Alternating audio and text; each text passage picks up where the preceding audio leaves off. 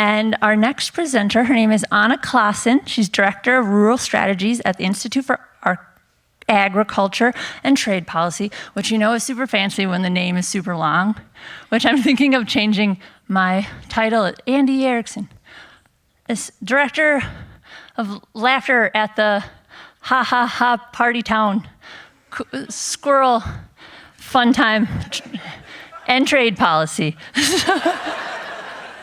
That would be so cool. I'll change my bio. All right, so Anna is a graduate of the College of Design and a landscape architect by training. She advises a number of organizations, and her experience is immense. On top of all that, I got to see her yesterday as well. She's a wonderful wordsmith. The way she describes landscapes is quite poetic, so I think you'll enjoy listening to her speak as well. So please put your hands together for Anna Klassen.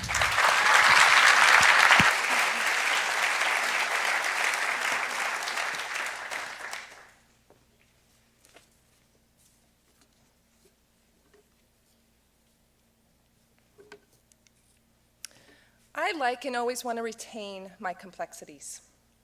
As an urban resident who calls rural Minnesota home, as not a conservative nor a liberal, as a doer and a thinker, as a small-town gal and international dweller, as a tomboy and a vulnerable new mother, I never want to feel too comfortable, too simplified or defined.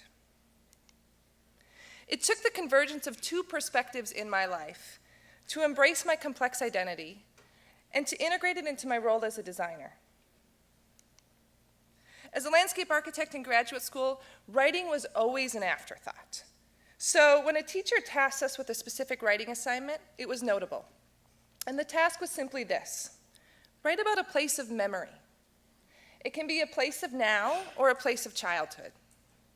12 pages later, I had a detailed memoir of the 4-mile stretch between my family farm and the country church.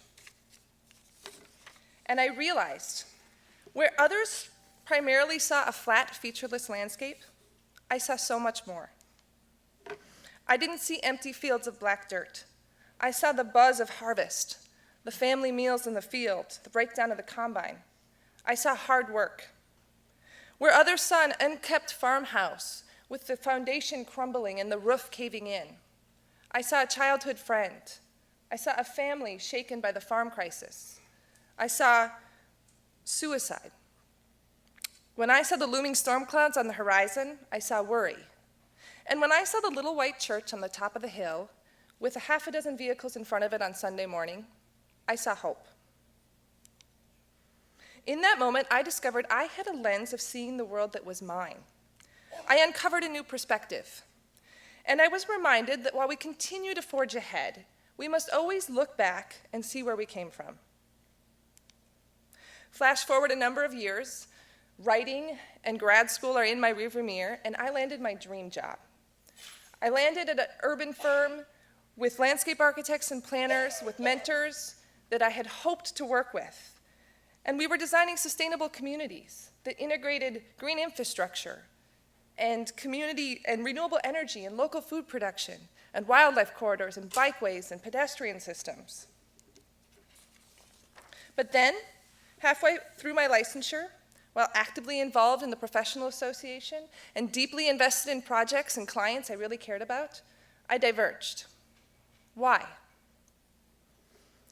As an urban dweller and a farmer's daughter, I felt caught in the middle of a food and farming war, stretched across the divide between consumers and producers, between urban and rural. I was an advocate for a food and farming system that I knew had to do better for the health of our people and the health of the environment. I was determined it was a battle worth fighting for. But I was disheartened and I was broken that we were waging war against each other. We were demanding a healthier food system as consumers and citizens, but with little awareness or acknowledgement of the complex systems that ruled our food and farming landscape. So I could either flounder in the in-between space or embrace the need and the challenge. It was not an easy resolution. It was a decision to create with conflict, the good kind of conflict, the kind that shakes us loose from our narrow understandings and interests, the kind that exposes key information, prejudice, assumptions, values, and needs, all essential to finding true solutions. where one perspective revealed a unique viewpoint that I had to offer. The other perspective made me realize that the world really needed it. In retrospect, I needed the work to bring meaning into my own life. My experience as a 4 or 5-year-old peering down the hallway to see my father holding his head in his hands and crying, completely overwhelmed and distraught, unsure how we would keep the farm machinery, the farmhouse, the family legacy, the heritage. It was not what could be read in the latest book on the good food movement, but rather what I felt that in the end pulled me away to work with a nonprofit based out of the farm crisis I was born into. I landed at the Institute for Agriculture and Trade Policy, an international nonprofit who'd been fighting for 25 years for a food system that pays farmers and workers fairly, that protects the environment, and that provides good food for all. I'd found a mission and a worldview that I wanted to fight for. And at this convergence, I realized a new way forward for greater well-being in my career. My work since the transition has only confirmed that there is need for designers in so many unorthodox places. In restructuring policies that drive the systems that integrate with the systems we design. In strategically aligning movements of people and missions, or in planning for the social change that follows and precedes landscape change.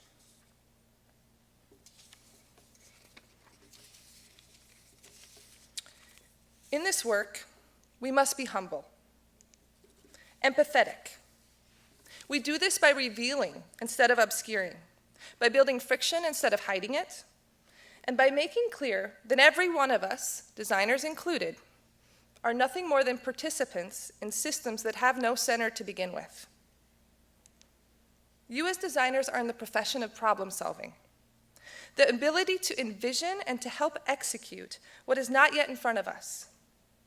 As designers, we have the unique ability, and I see it as the responsibility, to help others see this complex landscape in society and in themselves, and to seek not the answers, but instead to probe the questions. Because complexity is not just a challenge, it's a special connection to well-being. And it's almost certain to bring more humanity and empathy into your designs and into the world. For me, taking my design skills and my personal lens and applying them in a non-traditional setting maximized my capabilities.